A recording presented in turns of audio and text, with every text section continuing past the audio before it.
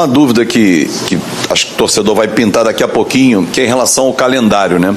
A CBF procura os clubes ou, via de regra, ela só se restringe ali à federação, que é quem vota nela, porque quem entra em campo não é a federação, é o clube. E é ele quem acaba sendo prejudicado. No novo calendário, por exemplo, o Vasco vai sair de férias dia 9 de dezembro, 8 de janeiro se representa, 12 tem que estar em campo. Sub-20 está na copinha. Sub-23, aqueles jogadores que vêm emprestados, vocês não podem reemprestar. Você não pode colocar em campo em 4 dias. Como é que fica o clube nessa situação, num calendário tão apertado, porque você vai ser cobrado pelo torcedor pelo resultado? Então, assim, eu tenho zero problema de falar, tá? Porque as pessoas falam assim, não fala com a CBF, não briga com a CBF. Não, vou brigar pelo Vasco. Eu vou brigar pelo Vasco. Ele já não... O Júlio Avelar, que é o responsável pelo calendário, ele já não foi correto com relação à Copa do Brasil. Na mudança de data. Não foi correto. Ele mexeu em tudo ali. Porque nós jogamos com jogadores que chegaram de madrugada, pô. Não é questão de, você quer se beneficiar porque o jogador vai estar desgastado? Não, eu quero igualdade, pô. Se nós jogamos com o jogador que chegou no dia do jogo, por que os outros clubes não podem jogar? E a preocupação não era com a saúde dos atletas. Por quê? Porque teve jogo no dia seguinte, porra. O jogo da Copa do Brasil era na quinta, certo? As seleções jogavam na terça. Ele tira o jogo da quinta, da Copa do Brasil, e bota para o sábado. E pega o do sábado e bota para quarta. Então, o que ele caracterizou? Que os jogadores que jogariam pelas suas seleções na terça, que estavam nas semifinais da Copa do Brasil, iam descansar para jogar a Copa do Brasil. Eles estavam pouco se lixando para o próprio produto da CBF, que é o Campeonato Brasileiro, no dia seguinte. Então não estava preocupado com a saúde do jogador. Aí o que fizeram? Os clubes que estavam nas semifinais pouparam os seus jogadores para jogar descansado na Copa do Brasil, pô. Isso é um absurdo. Aí agora, porque 3 clubes ou 4 clubes estão no Mundial por mérito, que defendem um dele. Eu tenho culpa de ser campeão da Libertadores? Nenhuma, mas eu também não tenho culpa de acabar o campeonato dia 8 e não poder dar férias para os jogadores, pô. Aí eu tenho que fazer todo um mecanismo aqui, jurídico, que eu nem sei se os jogadores podem ter comprado um mês de passagem para fora do país, pô, com os familiares.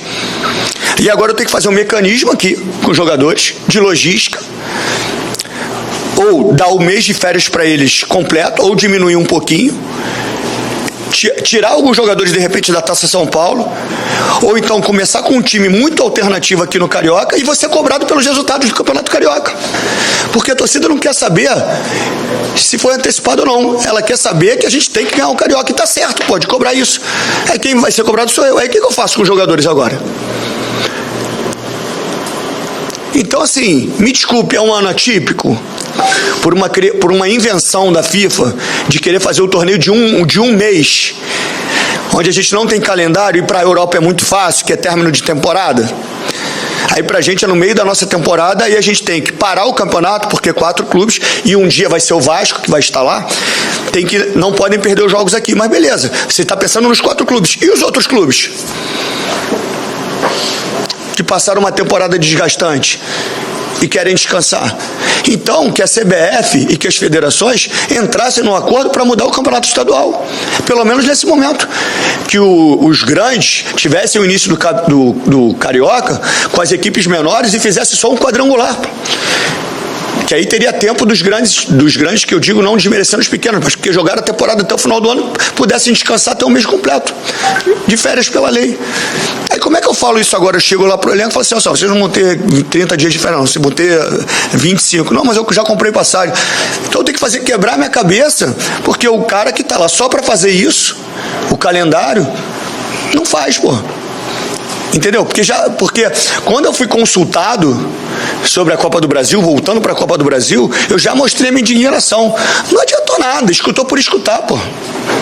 Foi lá e fez o que tinha que ser feito, pô. Pedrinho, você falou então lá no início sobre a questão da venda, e é uma situação que pode demorar, como não pode, mas o futuro a Deus pertence. Então, falando um pouco sobre 2025, o Amodeu falou um pouco sobre receita, orçamento. A grande questão é que se esse investidor demorar a chegar, o Vasco, e falando claro ano a ano, o Vasco tem condições de se manter em 2025 como você conseguiu arcar até dezembro de 2024 como prometeu? Essa é uma pergunta. E a segunda, acredito eu, que para se manter tem muito a ver com uma possibilidade de venda. Então eu queria que você explicasse como é que está sendo a negociação envolvendo o Ryan e também outros ativos do clube, outros jogadores, se existe alguma proposta. Então, tem um passo seguinte após a medida cautelar antecedente, que vai ser uma decisão, obviamente, interna do que vai ser feito. O Amodeu me garantiu que 25 está tranquilo, em termos de pagar todas as contas. É óbvio que alguns movimentos que podem acontecer, isso pode facilitar. Você criar um planejamento de venda de atletas, isso faz parte quase de todos os clubes, até os muito ricos. Você cria ali uma cota de uma possível venda. E normalmente as possíveis vendas, principalmente no caso do Vasco, na situação financeira, ela parte da base. Pode surgir um ou outro que já esteja jogando, que seja mais tarimbado, não muito experiente, que muito experiente uma venda difícil, mas normalmente surge da base.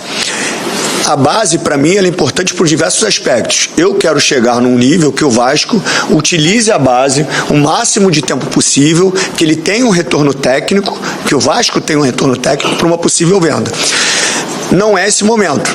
Esse momento, o que me deixa bastante chateado é que você às vezes vai ter que vender a base para justamente cair dentro da conta do modelo de orçamento para você fazer os fechamentos de pagamentos. E isso me irrita, porque é um dinheiro que entra para você pagar a conta. Não um dinheiro que entra para você ali estar no fluxo e ver o que vai fazer. Mas é um planejamento e faz parte disso. Agora a gente vai criar uma cota de mais ou menos quantos jogadores o Vasco precisa vender. Necessariamente, essa matemática de 1, 2, 3, ela não acontece, porque pode aparecer também um comprador ou não. Ou podem aparecer muitos e querer comprar 2, 3 também. Só que assim, existe a possibilidade de estar dentro de um objetivo você vender jogador para ter caixa. Sobre o Ryan, tem como falar alguma coisa? Pode? Quer falar? Pode complementar. Não, eu queria complementar o item anterior aqui, tecnicamente, né? Que é assim, no processo de reestruturação que a gente está vivendo, no processo de ajuste que a gente está vivendo, para que a gente possa equalizar as contas do Vasco, nós vamos ter que fazer uma série de sacrifícios internos e uma série de iniciativas internas para aumentar a nossa receita. Nós vamos ter que pegar a nossa despesa e ajustar ela para baixo, despesas operacionais que não afetem desportivamente o clube, né? Todas as demais despesas nós vamos ter que fazer uma correção e vamos ter que criar uma série de iniciativas para aumentar a receita. A gente tendo êxito no processo de mediação que nós estamos em curso, nós vamos para as fases subsequentes desse processo de ajuste. E fazendo todas as iniciativas de aumento de receita e racionalização das nossas despesas, nós temos um planejamento de 2025 que nos dá a segurança, né, de que nós conseguiremos honrar todos os nossos compromissos, que um dos pilares, e o principal pilar, no momento em que eu fui convidado pelo presidente Pedrinho para vir para cá, ele disse: o meu principal pilar é manter os compromissos salariais, não apenas dos atletas, mas de todos os profissionais do Vasco, rigorosamente em dia. Então isso é um pilar que nós não vamos abrir mão e vamos manter isso rigorosamente em dia dentro do orçamento que a gente vai estipular. Sobre venda de atletas, eu vou devolver para o presidente, mas tecnicamente vou dizer o seguinte: todo orçamento de clube de futebol no Brasil prevê a necessidade de venda de atletas para fechar a conta. Então, essa é uma conscientização muito importante que a gente precisa ter. A venda de atletas faz parte também da atividade fim do clube de futebol no Brasil, senão as contas simplesmente não fecham. E aí os atletas que têm maior potencial de valorização, e o mercado global do futebol vê isso, são os atletas mais jovens. Se a gente olhar as últimas 6 janelas de transferência do Brasil para o exterior, os principais atletas vendidos, eles tinham idade inferior a 19 anos. A média tem de mais a 18,5 do que além disso. Então, naturalmente, né, especulações sobre atletas oriundos das nossas categorias de base é o que mais vai acontecer, porque o mercado comprador, que é o mercado europeu, ele está demandando cada vez atletas mais jovens, e que volta lá na pergunta anterior sobre o investimento na categoria de base. A gente vai ter que ser cada vez mais eficiente, como disse o presidente aqui, nos investimentos da categoria de base, em captar mais cedo, formar com excelência, promover os nossos atletas para o departamento de futebol profissional, para que a gente possa ter as receitas para a gente fechar o caixa e ter recursos para reinvestir no futebol, formando elencos mais fortes. E com relação ao Ryan, tem muitas procuras com relação a ele. Às vezes eu e o Amodeu tem uma queda de braço aqui, porque vai, aí daqui a pouco não vai não, segura. Mas eu vou quebrando alguns protocolos de uma governança, porque às vezes a gente tenta fazer malabarismo para que o jogador possa ainda dar respostas por mais tempo, com isso se valorize mais. Então, às vezes, chega a proposta, está bem encaminhada, a gente dá o ok, aí eu segura. Não, mas não posso mandar teu jeito. Então, assim, existe proposta, mas é muito difícil segurar. Mas é um jogador que a gente vai fazer esforço para que ele desempenhe. Se isso não acontecer, é porque, se tiver a venda, vocês vão entender que foi necessário para justamente casar com tudo que o Amodeu falou. Ô Pedrinho, a gente já visando a próxima temporada, calendário, tudo isso daí, pré-temporada, já tem local, já tem aonde vai ser, dias... Já pode falar? Posso falar? Pode falar.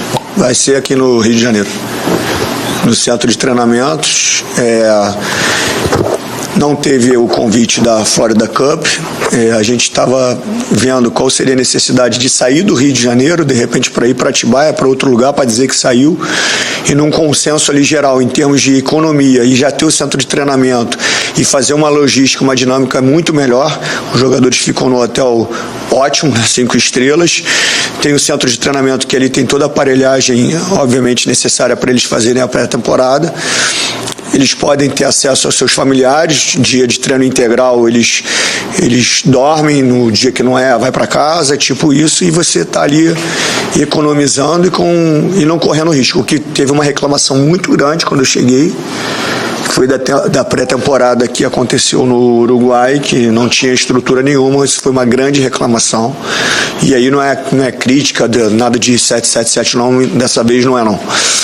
Mas foi uma escolha muito errada, muito influenciada pela comissão técnica, porque era um resort, não tinha estrutura para se fazer uma pré-temporada. E isso pesa diretamente na sequência. Pesa diretamente, por isso que eu falo assim, a gente tem todo um cronograma porque tudo acontece. Então, assim, alguns jogadores se machucaram porque a pré-temporada não é bem feita. Então, assim, por isso também é um absurdo para mim do calendário. Porque depois a gente cobra, fulano machucou, Beltrano machucou, outro machucou. Cara, mas na Europa vocês sabem disso, os caras passam 2 meses fazendo pré-temporada, para sustentar uma temporada inteira. E aqui a gente faz maluquice.